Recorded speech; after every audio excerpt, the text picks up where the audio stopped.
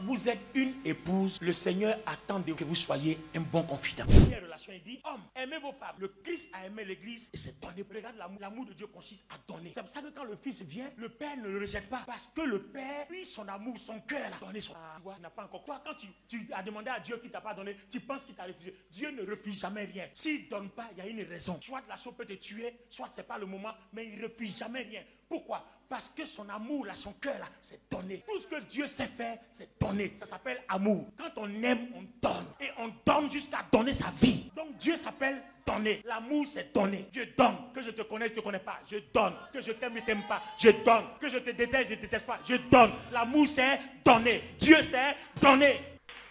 Église. Et puis maintenant il dit, Église, soyez soumise au Christ. Donc il déclare bien que le Christ est l'époux et nous, on est épouse. Voilà une autre relation fondamentale. L'Église est l'épouse. C'est-à-dire toi, que tu sois homme, que tu sois femme, tu dois avoir une relation d'épouse. En dehors de la relation de fils et fille, serviteur ou servante ou disciple, ou bien appeler ça comme vous voulez, ou ouvrier. La troisième, c'est épouse. Quand tu as une relation d'épouse, ça te conduit à un niveau illimité de relation intime. Bien, attendez. Alors, regardez bien. Quand le père est dans les toilettes en train de se laver, un fils ne peut pas entrer. Parce qu'il est interdit au fils de découvrir la nudité de son père.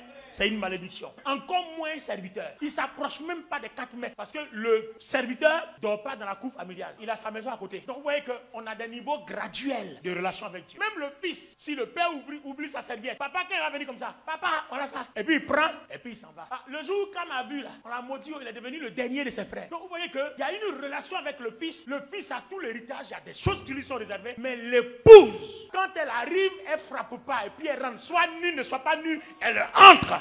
Parce que la relation là permet ce genre de choses. Mais attention, l'épouse n'aura droit qu'à ce genre de choses pourvu qu'elle joue le rôle d'épouse. Une épouse insoumise. Bon, monsieur se lève, c'est lui qui n'a qu'à faire le lit. Ça c'est normal, hein? Très normal. Il s'en va travailler, que quand il revient, il n'a qu'à préparer pour te donner. Non, moi-même je travaille aussi. Bon d'accord, on va rester dans ta maison toi seul. Hey, si l'époux est seul, que lui seul il va préparer sa nourriture, pas un problème. Mais toi tu es là, et puis lui va préparer une nourriture. Que non, c'est égalité, c'est émancipation. Quand la relation Dieu, époux-épouse, il n'y a pas d'émancipation là-bas. Là-bas c'est spirituel, c'est biblique et c'est un principe de vie. Quand tu as cette éducation d'épouse, quand ton mari part, tu te tais. Il n'y a pas, Dieu ne tolère pas la rébellion entre époux et épouse. Tu as ce privilège d'épouse, mais ta rébellion te disqualifie. C'est fort, non? Donc, vous voyez, en fait, nous, on ne sait pas à quelle occasion Dieu se manifeste. Dieu se manifeste quand il a une relation d'épouse avec toi, quand la relation est bien dosée, bien respectée. Il se manifeste quand il a une relation de fils avec toi et de fille avec toi. Il se manifeste quand il a une relation de serviteur, de servante avec toi.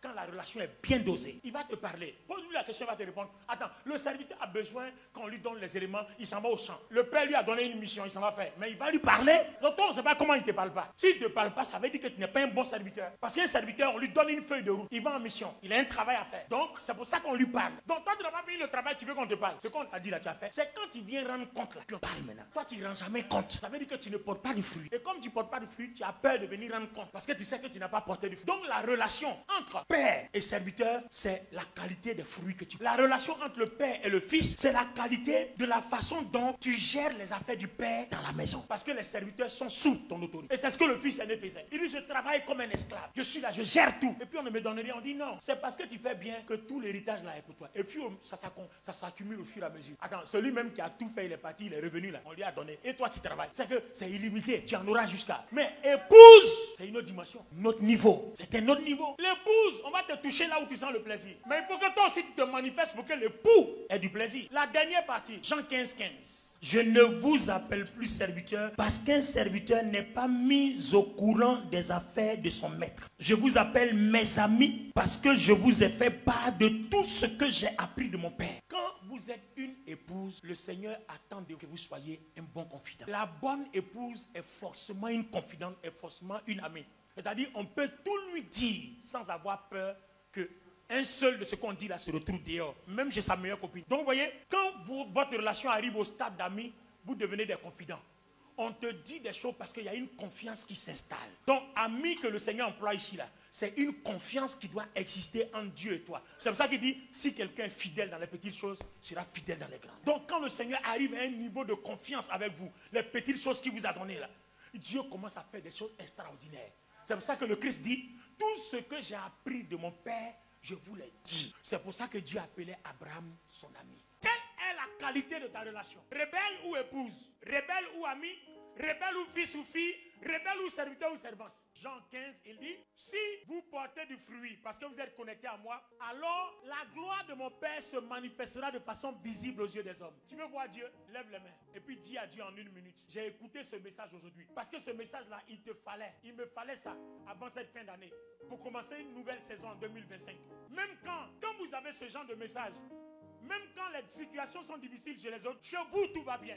Parce que vous avez une bonne relation. Parle au Seigneur. Je déclare ta vie bénie à partir d'aujourd'hui. Je déclare ton cœur béni à partir d'aujourd'hui. Que le Seigneur se révèle à toi à partir d'aujourd'hui. Qu'il te montre le chemin à suivre afin que ta vie soit une bénédiction infaillible. Ta bénédiction ne manquera pas. L'échec ne se trouvera plus sur ton chemin. À cause de ta relation, tu es distingué. Que le Tout-Puissant se révèle à toi. Qu'il inonde ta vie et que ta vie soit un témoignage visible de la puissance de Dieu. À cause de ta relation avec Dieu. Je déclare ta vie bénie au nom du Seigneur. Seigneur, merci pour ta parole. Merci pour la grâce que tu nous as faite en ce jour. Nous croyons que c'est une nouvelle vie que tu démarres avec nous. Nous sommes bénis dans les grâces de ton Fils Jésus-Christ. Au nom de Jésus, Église, donne-moi cet amen. Et toi